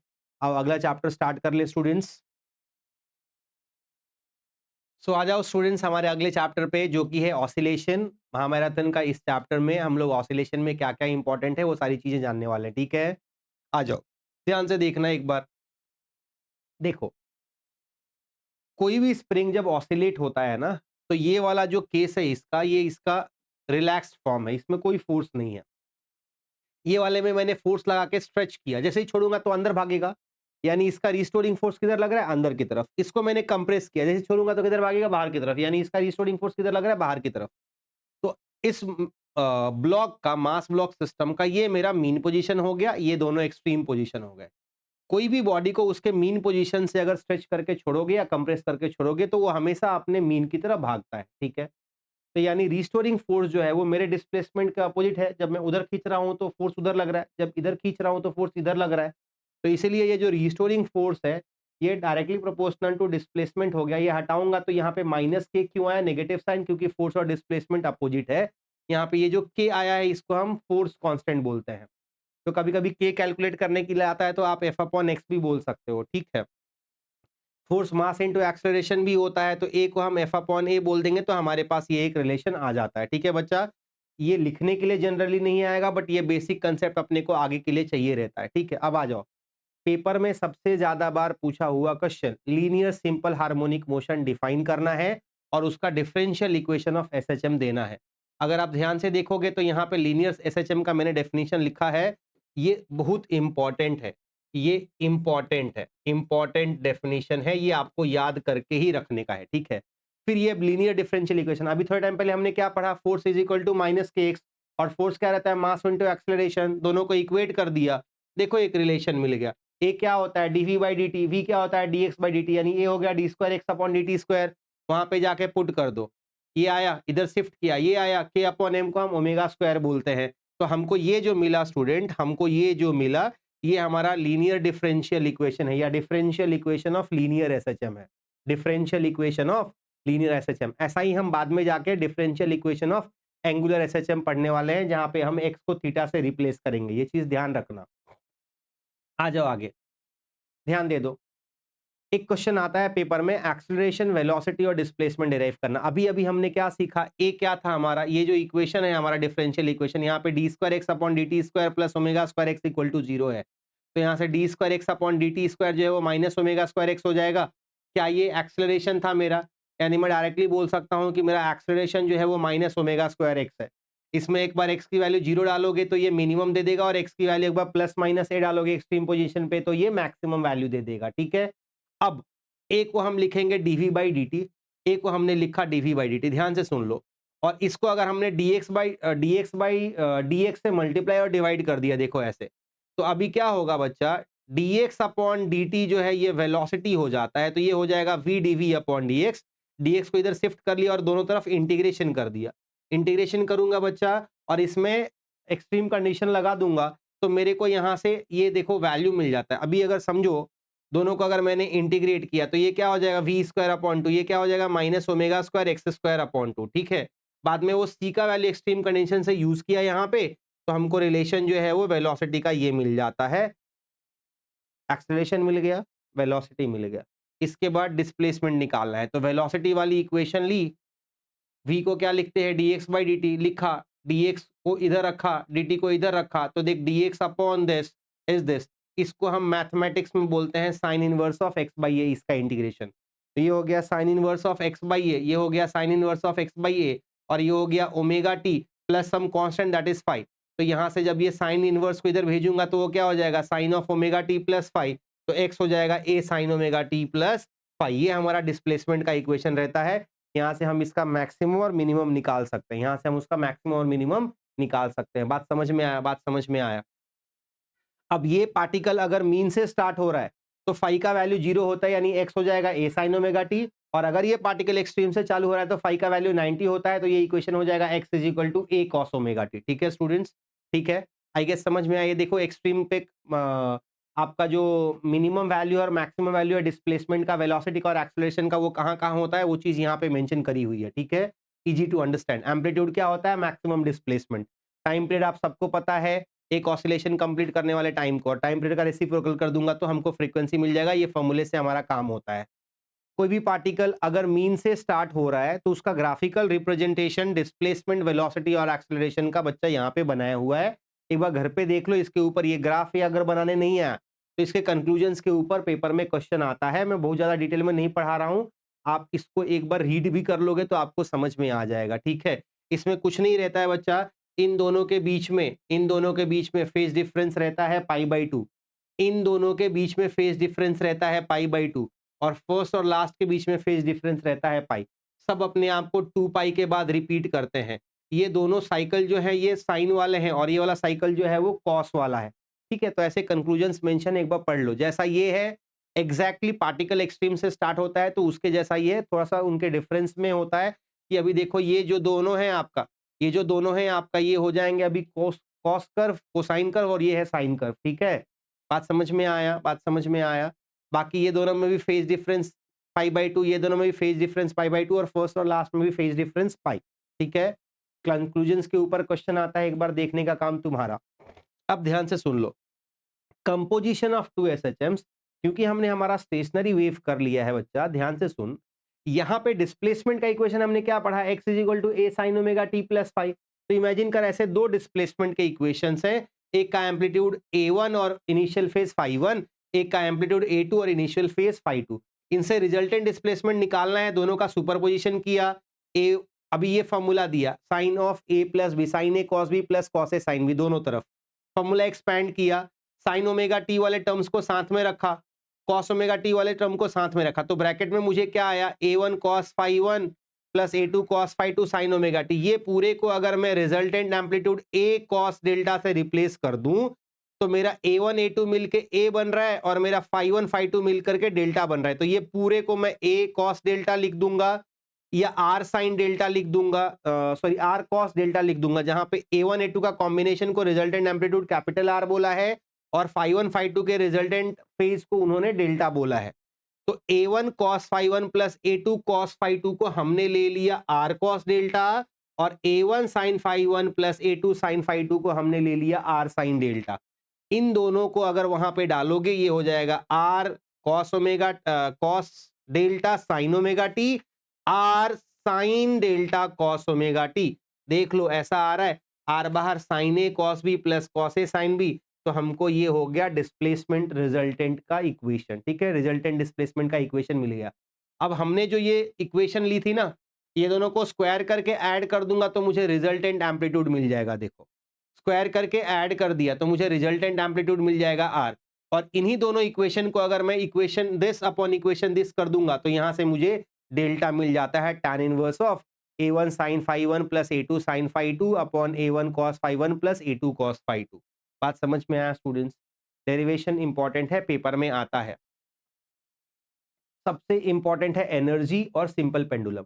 एनर्जी में क्या है बच्चा, फटाफट देख ले। इमेजिन कर कोई एक पार्टिकल है, वो इस पाथ पे कंटिन्यूअसली मूव कर रहा है, ऑसिलेशन कर रहा है। एट सम टाइम टी, मान ले वो इस मीन पोजीशन से x डिस्टेंस पे है, x डिस्टेंस पे है। तो अगर इसका काइनेटिक एनर्जी लिखना है तो हम क्या फॉर्मूला लगाते हैं, half into mass into velocity square. Velocity का फॉर्मूला ये है, इक्वेशन में डाल दूंगा तो मेरे को काइनेटिक एनर्जी देखो ये मिली। अब पोटेंशियल एनर्जी कैसे निकालें, तो जब कोई पार्टिकल ट्रैवल करता है तो हर छोटा डिस्प्लेसमेंट करना है तो मेरे को रिस्टोरिंग फोर्स के अगेंस्ट वर्क करना पड़ेगा। तो वो मेरा वर्क कैसे निकालूंगा मैं? वर्क होता है फोर्स इंटू डिस्प्लेसमेंट। एफ क्या है? Minus K x. पुट किया तो मेरे को वर्क मिल गया छोटा, for displacement dx। Total work done निकालना है तो इसको इंटीग्रेट करना पड़ेगा 0 से x तक। देखो डाला मैंने, इंटीग्रेट कर दिया, यहां से वर्क डन मिल गया। के क्या होता है? M omega square. और यही वर्क डन हमारा पोटेंशियल एनर्जी के फॉर्म में स्टोर होता है, यानी पोटेंशियल एनर्जी हो गया मेरा half into M omega square X square. Kinetic energy और पोटेंशियल एनर्जी, इन दोनों को अगर हम ऐड कर देंगे तो हमको मिल जाएगा टोटल एनर्जी। बात समझ में आया स्टूडेंट्स? हमको मिल जाएगा टोटल एनर्जी। ये टोटल एनर्जी हमको फॉर्मूला क्या दे रहा है? हाफ एम ओमेगा स्क्वायर ए स्क्वायर या हाफ के स्क्वायर। ठीक है, इसका मतलब इसमें कोई कंपोनेंट एक्स की नहीं है या टी की नहीं है ना, यानी ये हमेशा कंजर्व रहता है। ठीक है, ये हमेशा कंजर्व रहता है। ये ग्राफ है बच्चा, एक पेपर में पूछा था कि variation of potential energy and kinetic energy का ग्राफ अपने को ड्रॉ करना है। तो अगर ये आप ग्राफ में देखोगे तो देखो देखो ध्यान देना, ये हमारा मीन पोजीशन है, ये दोनों हमारा एक्सट्रीम पोजीशन है। तो हमारा ये जो काइनेटिक एनर्जी है वो मीन पे सबसे ज्यादा है, क्योंकि वेलोसिटी सबसे ज्यादा होता है, और एक्सट्रीम पे 0 है। और इसका उल्टा जो है हमने वो पोटेंशियल एनर्जी का ग्राफ बनाया है। बात समझ में आया? अब आ जाओ, आ जाओ। सिंपल पेंडुलम का डेरिवेशन इंपॉर्टेंट है, ये दोनों डेफिनेशन पढ़ लेना, एक आइडियल सिंपल पेंडुलम का, एक प्रैक्टिकल सिंपल पेंडुलम का। अगर ये पेंडुलम देखोगे, ये बॉब जो रहता है वो कंटिन्यूअसली इस पाथ पे घूम रहा है। ठीक है, तो बॉब का जो वेट है वो मैंने नीचे बनाया, इसके दो कंपोनेंट बनाए, एक mg cos थीटा और एक mg sin theta. mg cos theta जो है वो टेंशन को बैलेंस कर रहा है स्ट्रिंग में, और mg sin थीटा जो है वो रिस्टोरिंग फोर्स का काम कर रहा है। इसका मतलब ये हो गया, इसका मतलब ये हो गया कि मेरा रिस्टोरिंग फोर्स वो क्या है? Minus mg sin theta. अगर थीटा का वैल्यू बहुत छोटा है तो हम इसको माइनस mg थीटा लिख दें। समझे बच्चा? और थीटा ध्यान से देख लो, थीटा उस पर्टिकुलर ड्राइंग में क्या है? थीटा यहाँ पे क्या हो जाएगा? थीटा हो जाएगा x अपॉन एल। अगर ये थीटा है, अगर ये थीटा है तो ये मेरा x है, ये l है, ये इधर पे 90 डिग्री है, तो थीटा मेरा क्या हो जाएगा? x upon L. तो मैंने वहां पे थीटा की जगह पे x अपॉन एल पुट कर दिया। फोर्स मास इंटू एक्सेलरेशन होता है, और एक्सेलरेशन होता है माइनस ओमेगा स्क्वायर एक्स। तो वहां से उसको सिंप्लीफाई करोगे बच्चा तो आपको ओमेगा मिलेगा, और ओमेगा मिल गया तो आपको वहां से टाइम पीरियड मिल जाता है, t is equal to 2 pi square root of L by G. इसका रेसिप्रोकल कर दूंगा तो हमको फ्रीक्वेंसी मिल जाएगा। समझ में आया? टाइम पीरियड का एक इंपॉर्टेंट डेरिवेशन है सिंपल पेंडुलम, अच्छे से पढ़ना है। थोड़ा पेस में ले रहा हूं बच्चा, स्लो करके आप आराम आराम से डेरिवेशंस लिख के प्रैक्टिस कर सकते हो, पर इंपॉर्टेंट है ये, तुमको बोल रहा हूं मैं यहाँ पे। लॉज ऑफ सिंपल पेंडुलम, अभी जो हमने फॉर्मूला पढ़ा, t is equal to 2 pi square root of L by G, इसमें t directly proportional to square root of L, t inversely proportional to square root of G, it is independent of amplitude and it is independent of mass. तो ये चार आपके laws हैं, यहाँ से read करना है, इसको पेपर में आ सकता है। सेकेंड्स पेंडुलम क्या है? एक ऐसा सिंपल पेंडुलम जिसका टाइम पीरियड कितने सेकंड्स का होगा? 2 सेकंड्स का। तो देखो t के जगह पे 2 डाल दिया, 2 2 कैंसिल, आपको लेंथ और g में एक रिलेशन मिल जाएगा। समझ में आया स्टूडेंट्स? आ जाओ। एंगुलर एसएचएम क्या होता है? लीनियर एसएचएम में क्या था? हमारा जो मोशन था वो एक स्ट्रेट लाइन में था।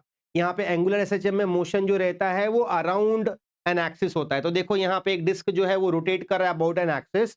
इस पर्टिकुलर के लिए, इस पर्टिकुलर के लिए जो टॉर्क होगा, जो टॉर्क ऑफ रोटेशन है, that is I into alpha. और अगर ये एंगल थीटा रोटेट कर रहा है तो जो रिस्टोरिंग टॉर्क होगा वो क्या हो जाएगा? Tau directly proportional to theta, यानी tau is equal to minus C theta. ठीक है, ये वाला रिस्टोरिंग टॉर्क को मेरे को डिफ्लेक्टिंग टॉर्क से इक्वेट करना है। तो I alpha is equal to minus C theta. Alpha क्या होता है? Angular acceleration. कितना हो जाएगा? D square theta upon D T square. इधर शिफ्ट कर लिया तो ये इक्वेशन मिल जाएगा। ठीक है, ये इक्वेशन मिल जाएगा। ये इक्वेशन जो है similar to differential equation of linear SHM है। ये भी एक बार पेपर में पूछा है बच्चा, पेपर में इसको पढ़ के जाना।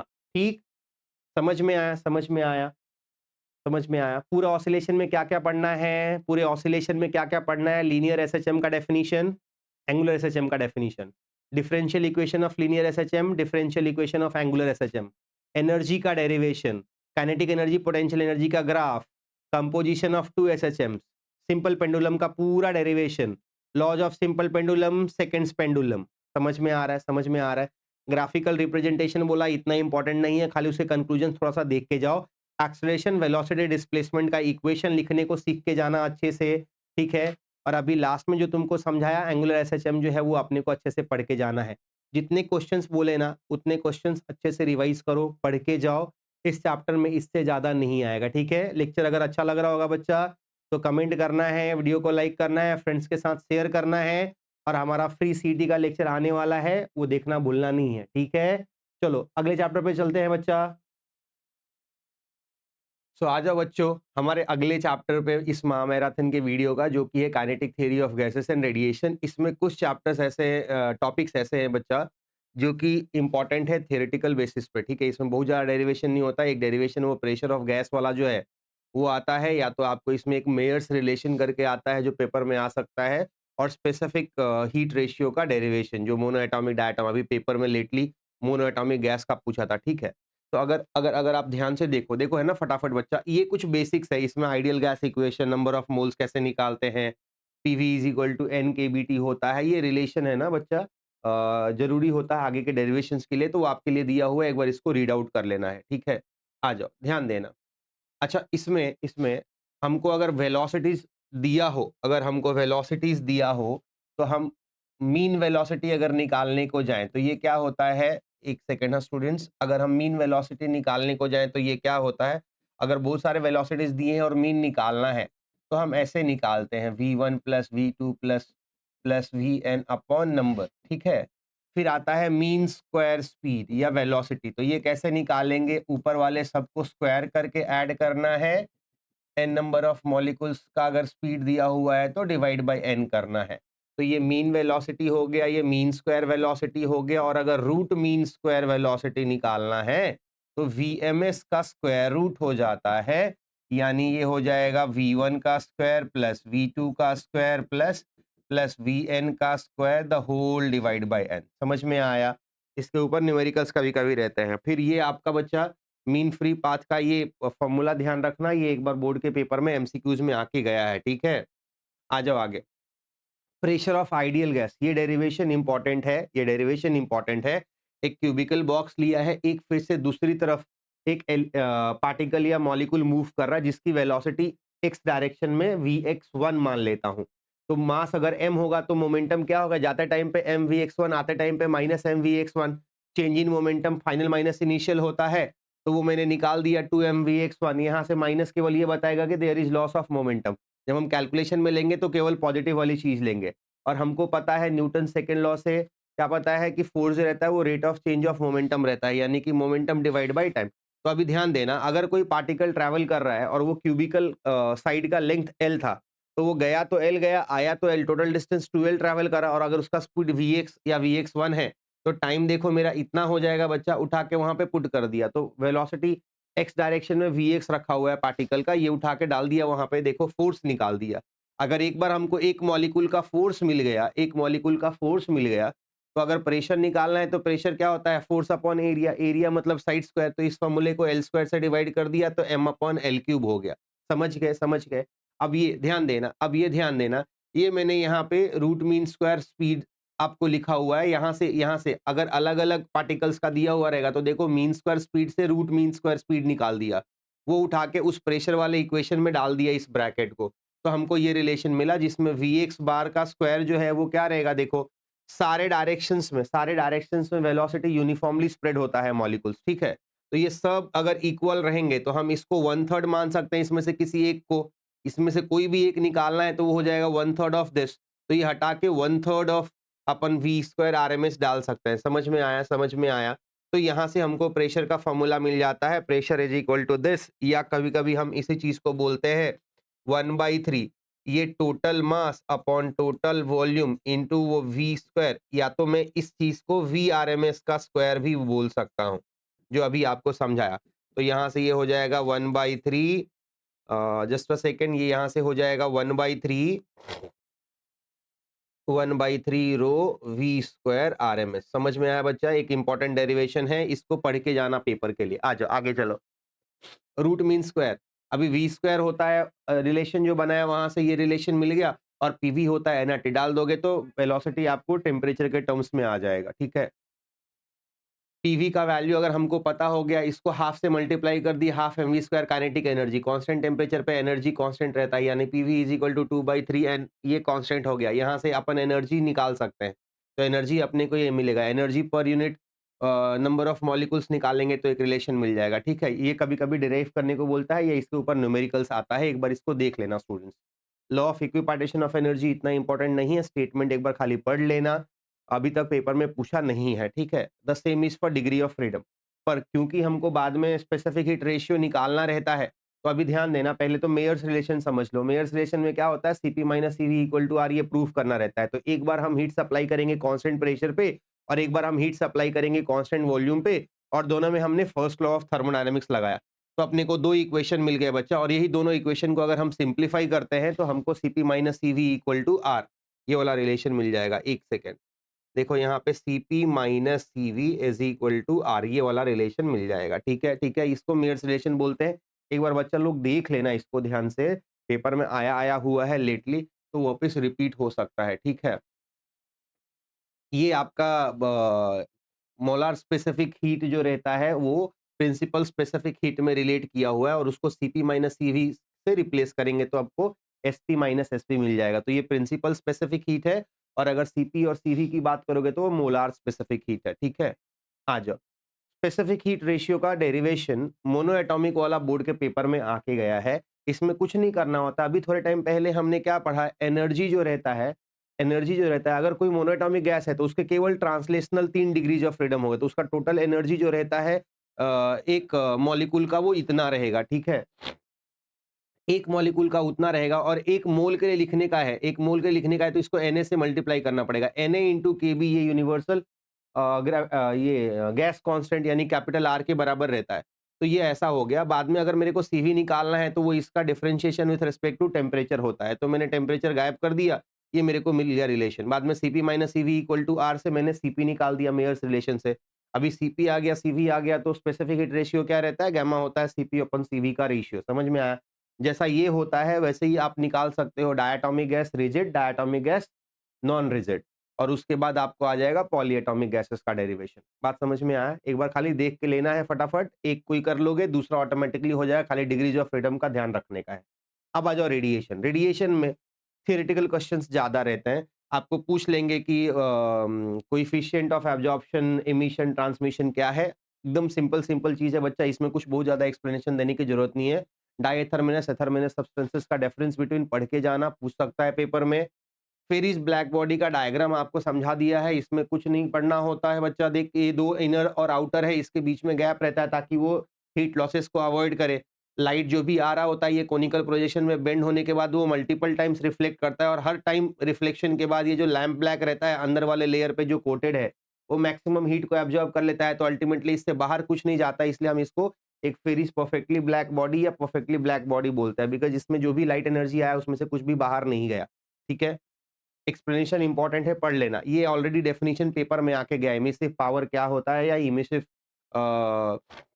रेडिएंट पावर क्या रहता है, कोएफिशिएंट ऑफ इमिशन, ये भी पेपर में। तो ये दोनों का डेफिनेशन, ऐसा यूनिट डायमेंशन अपने को पढ़ के जाने का है। ठीक है, ठीक है। Kirchhoff's law of heat radiation, ये वाला बच्चा अगर कोई चाह रहा है कि स्किप करके जाए तो चलेगा, एक बार खाली देख लेना। यहाँ पे कुछ नहीं करना होता है, यहाँ पे कुछ नहीं करना होता है। देखो, एक है ना एनक्लोजर है, उसके अंदर 2 स्फीयर रहते हैं, एक ऑर्डिनरी बॉडी है, एक ब्लैक बॉडी है। तो इस पे जितना हीट फॉल हो रहा है और इस पे जितना हीट फॉल हो रहा है, उसके हिसाब से ये लोग हीट एमिट करेंगे। तो अगर ये दोनों थर्मल एनक्लोजर में है, जो इंसुलेटेड है बाहर से, तो ये कितना हीट इसके ऊपर फॉल हुआ इज इक्वल टू कितना हीट इसके ऊपर इवॉल्व हुआ उसके बराबर होगा। The same is for black body. तो वही चीज यहाँ पे देखो, अगर आप देखोगे तो मैंने एक बार ऑर्डिनरी बॉडी के लिए लिया है, एक बार ब्लैक बॉडी के लिए लिया है, बाद में दोनों को रिलेट किया तो ए इज इक्वल टू ई, ये हमारा रिलेशन यहाँ से मिल जाता है। ठीक है, स्पेक्ट्रल डिस्ट्रीब्यूशन में ना बच्चा ये ग्राफ आप लोग अच्छे से प्रैक्टिस कर लेना, और इसके ऊपर 2-3 पॉइंट्स जो है अगर अपन याद कर लेते हैं तो चलता है। ठीक है, थोड़ा सा पेस में ले रहा हूँ क्योंकि कंटेंट्स ऑलरेडी आप लोगों ने पढ़े हैं, क्या क्या इंपॉर्टेंट है, खाली वो समझाना है ये सेशन में स्टूडेंट्स। ठीक है, आ जाओ। विंस डिस्प्लेसमेंट लॉ स्टेटमेंट पढ़ के जाना, पेपर में आया हुआ है, या तो इसके ऊपर न्यूमेरिकल्स कभी कभी आ जाता है। Stefan Boltzmann law of radiation state करने को आता है, या तो ये जो फॉर्मूला है इसके ऊपर न्यूमेरिकल्स होता है। तो एक बार खाली पढ़ के चले जाना कि किसी भी ब्लैक बॉडी के लिए जो इमिसिव पावर रहता है वो डायरेक्टली प्रोपोर्शनल रहता है टेम्परेचर रेज़ टू 4 के। वो प्रोपोर्शनलिटी का साइन हटाऊंगा तो स्टीफेंस कांस्टेंट आ जाता है, और बाद में उसमें टेम्परेचर रिलेट करूंगा तो अलग-अलग फॉर्म्स इसके बनते जाते हैं। ठीक है, इसके ऊपर न्यूमेरिकल्स पेपर में रहता है स्टूडेंट्स। समझ में आया क्या-क्या पढ़ना है इसमें? आ जाओ। अब अगर लेक्चर अच्छा लग रहा होगा, कमेंट करना है, वीडियो को लाइक करना है, फ्रेंड्स के साथ शेयर करना है। फ्री सीईटी के लेक्चर्स आपको मिलेंगे बोर्ड के बाद। ठीक है, आ जाओ अगले चैप्टर को स्टार्ट करते हैं बच्चा। आप सुन लो, दूसरा चैप्टर जो है अपना इसके बाद वाला वो है मैकेनिकल प्रॉपर्टीज ऑफ फ्लूइड्स। अब इसमें क्या होगा, ध्यान से सुन ले, इसमें क्या होता है, कुछ-कुछ कंटेंट ऐसे हैं जो मैंने स्किप किए हैं, पढ़ने के लिए इम्पोर्टेंट नहीं रखे हैं। इसमें बहुत सारी चीज़ें थियरी हैं और 1 आध 2 जो है वो डेरिवेशंस है। तो अभी आप एक बार फटाफट देख लो कि अपने को इसमें क्या-क्या पढ़ना है। ये सब पास्कल्स लॉ का स्टेटमेंट और एक एप्लीकेशन सिंपल वाला जो तुमको याद रह सके वो करना है यहाँ पे। ये डेफिनिशन है, इसमें से कुछ पेपर में पुराने पूछे हुए इसलिए ये डाला हुआ है, एक बार यहाँ से रीड आउट कर लेना है। Surface tension on the basis of molecular theory का थियरी इंपॉर्टेंट होता है, एक बार पढ़ लेना, पर ये इतना इंपॉर्टेंट नहीं है जितना ये वाला चीज इंपॉर्टेंट है। सरफेस टेंशन, सरफेस एनर्जी का डेफिनेशन, एसआई यूनिट फॉर्मूला, उसके बाद ये उनके बीच का रिलेशन, ये पढ़ के ही जाना है, ठीक है, इंपॉर्टेंट है पेपर में। उसके बाद एंगल ऑफ कांटेक्ट का डेफिनेशन, उसके फैक्टर्स या प्रॉपर्टीज, ये ना आप पढ़ के जाना, पेपर में पुराने पूछा है तो रिपीट होने का चांस है।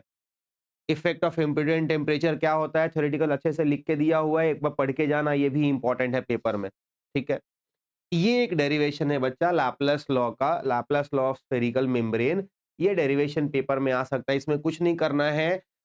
इनर से आउटर जब जा रहे हैं तो हमारा रेडियस अगर बढ़ रहा होगा तो हमारा एरिया बढ़ रहा है, तो पहले चेंज इन एरिया निकाल दिया, बाद में हम क्या जानते हैं, डी डब्ल्यू होता है टी इंटू डी ए, तो चेंज इन एरिया में डाल दिया, एक इक्वेशन इधर से मिल गया, फिर यही इक्वेशन हम वर्क का फोर्स और प्रेशर से लेके आते हैं और बाद में दोनों को इक्वेट कर देते हैं तो हमको रिलेशन मिल जाता है। एक तुम्हारा वाटर बबल के लिए हो जाएगा और एक तुम्हारा सूप बबल के लिए हो जाएगा, ठीक है?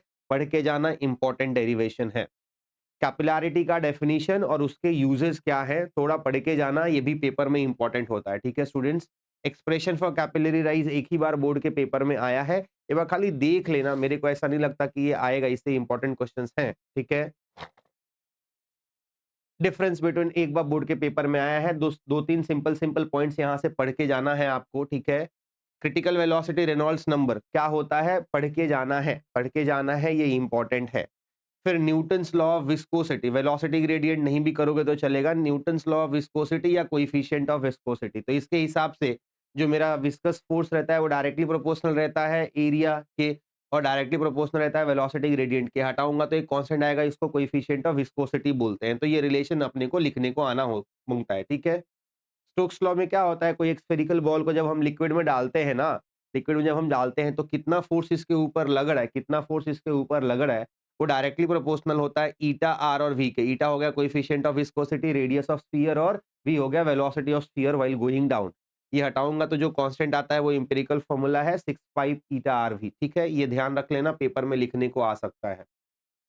इस चैप्टर में ये एक डेरिवेशन है जो 3 मार्क या 4 मार्क में बार-बार पूछता रहता है, टर्मिनल वेलोसिटी। कोई अगर बॉडी को, अगर स्फेरिकल बॉल को ही अगर मैं नीचे अंदर फेंकूँगा तो एक पर्टिकुलर डिस्टेंस तक तो वो डिक्रीजिंग स्पीड इंक्रीज़ होगा, पहला स्पीड, फिर धीरे-धीरे डिक्रीज़ हो रहा है, फिर एक पर्टिकुलर पॉइंट के बाद वो कांस्टेंट हो जाता है और उस कांस्टेंट वेलोसिटी से वो वाला ऑब्जेक्ट जो है वो ग्राउंड तक जाता है, उस लिक्विड में, उस लिक्विड के ग्राउंड सरफेस पे। तो वो जो वेलोसिटी होता है उसको टर्मिनल वेलोसिटी बोलते हैं। इसका डेरिवेशन बच्चा पेपर में आ सकता है, एक बार अच्छे से पढ़ के जाना। ठीक है? ये एक इम्पोर्टेंट डेरिवेशन मैं बोल रहा हूँ, एक लाप्लास लॉ वाला डेरिवेशन बोल रहा हूँ और बाकी इसमें सारे थियरीज़ हैं, बहुत ज़्यादा एफर्ट लेने की ज़रूरत नहीं है। ठीक है? ठीक है?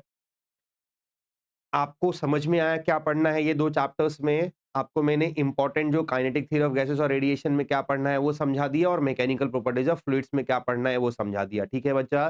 जितना बोला उतना पढ़ो, बाकी चीज़ें अगर आप अवॉइड कर दोगे तो भी चलेगा। ठीक है? आओ अगले 2 चैप्टर्स का समझ लेते हैं स्टूडेंट्स।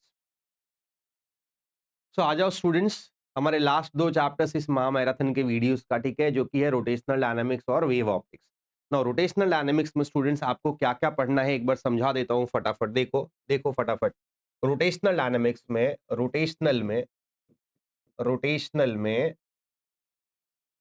हमको क्या-क्या पढ़ना है सर पेपर के लिए?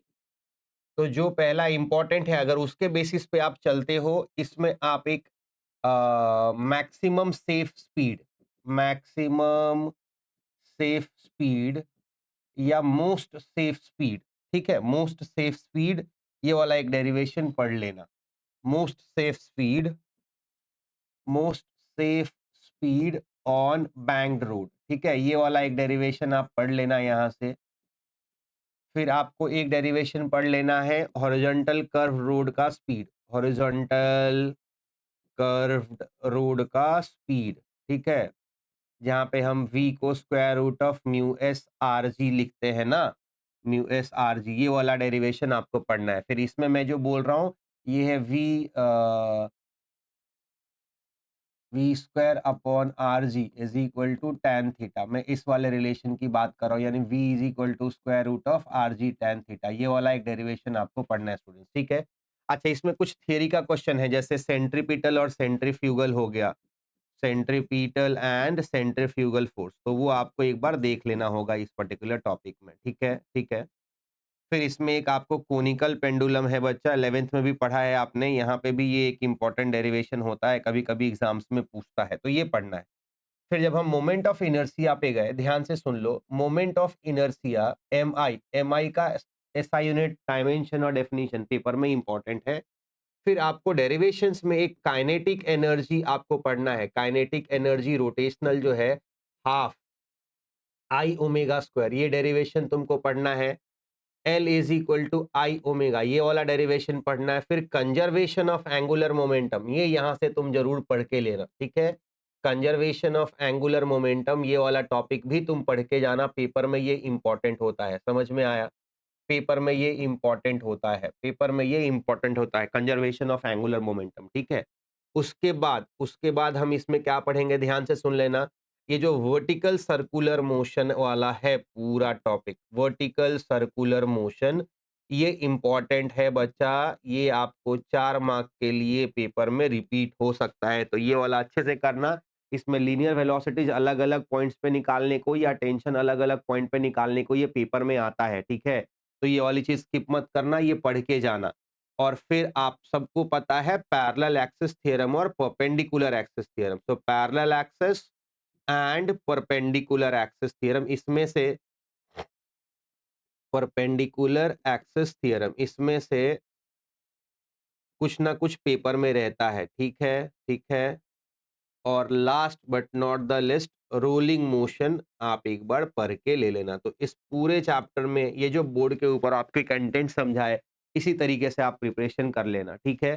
क्या करना है, अगर मेरे को सर्कुलर वाला पार्ट है वो अगर देखना है, तो उसमें हम क्या क्या पढ़ने वाले हैं, सेंट्रीपिटल सेंट्रीफ्यूगल का डिफरेंस बिटवीन पढ़ के जाओ।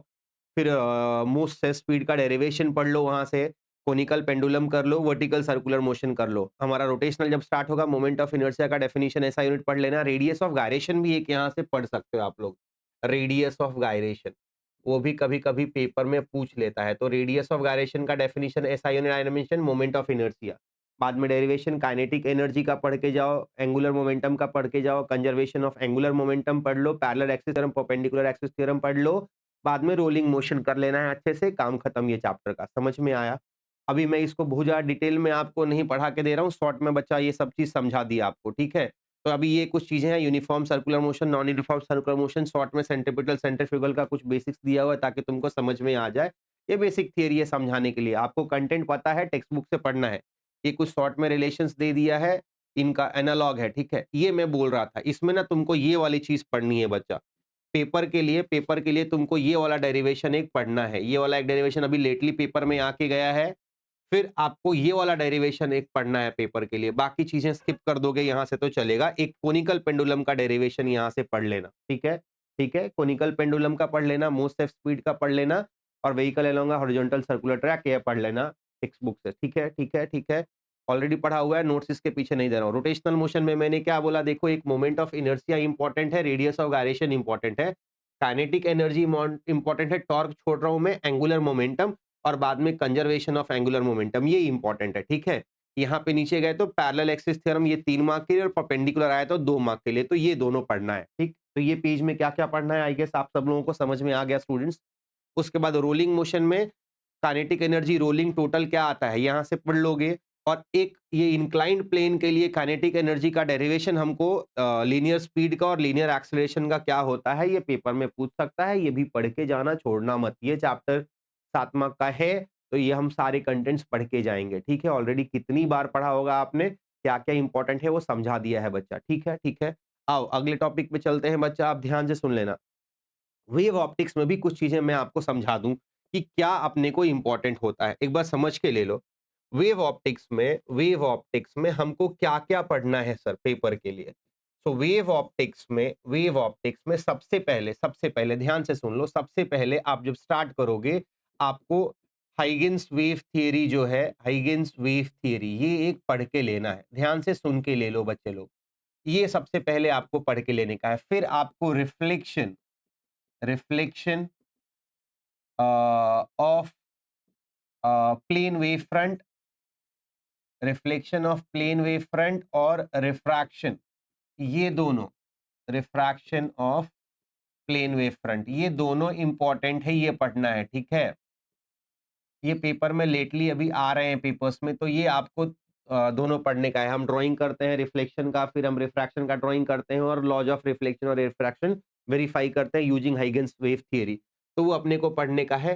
Construction of construction of construction of spherical and plane wave front पढ़ के जाना है। Spherical and plane wave front ये पढ़ के जाओगे, ठीक है। उसके बाद पोलराइजेशन का डेफिनेशन हमको पढ़ना है अच्छे से।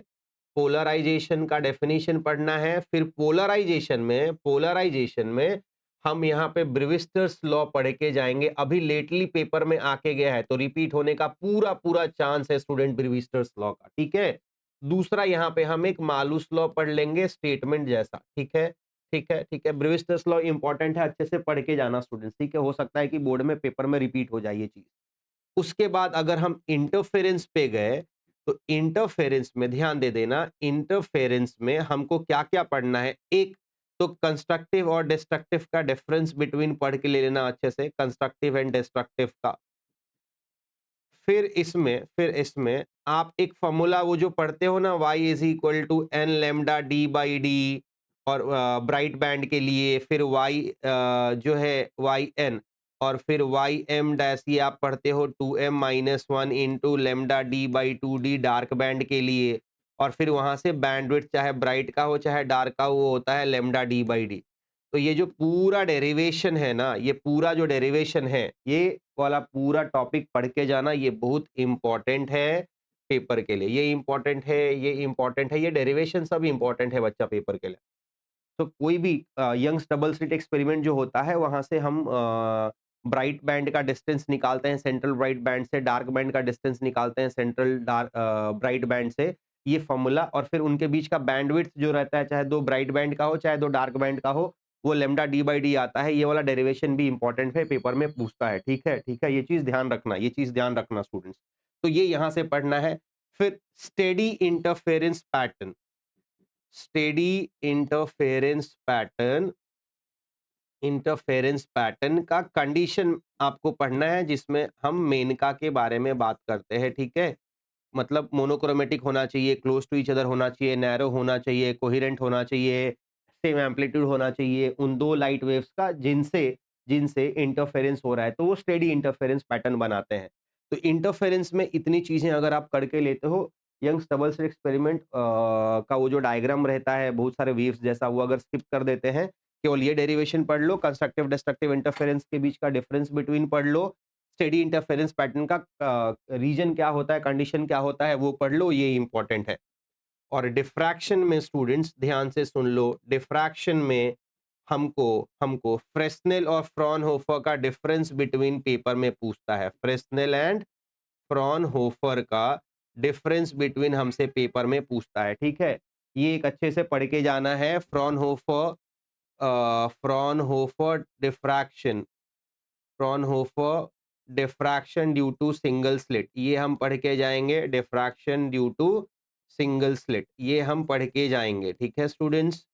और उसके बाद इसमें आपको limit of resolution, limit of resolution and resolving power, and resolving power पढ़ना है माइक्रोस्कोप एंड टेलीस्कोप का, माइक्रोस्कोप एंड टेलीस्कोप का। बस ये जो आपके बोर्ड के ऊपर दिख रहा है, ये इतना कंटेंट बच्चा अपने को करके जाने का है। स्टार्टिंग में क्या बोला, हिगिंस का वेव थ्योरी कर लो, reflection refraction, construction of spherical and plane, ठीक है। ये होने के बाद पोलराइजेशन में आपको बता दिया, पोलराइजेशन का डेफिनेशन, ब्रेविस्टर्स लॉ, मालूस लॉ, अच्छे से पढ़ लेना।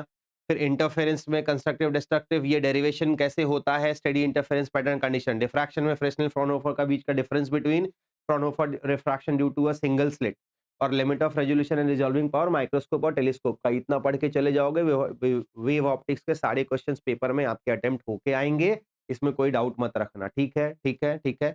अब आ जाओ, ध्यान देना, ध्यान देना, ध्यान देना स्टूडेंट्स।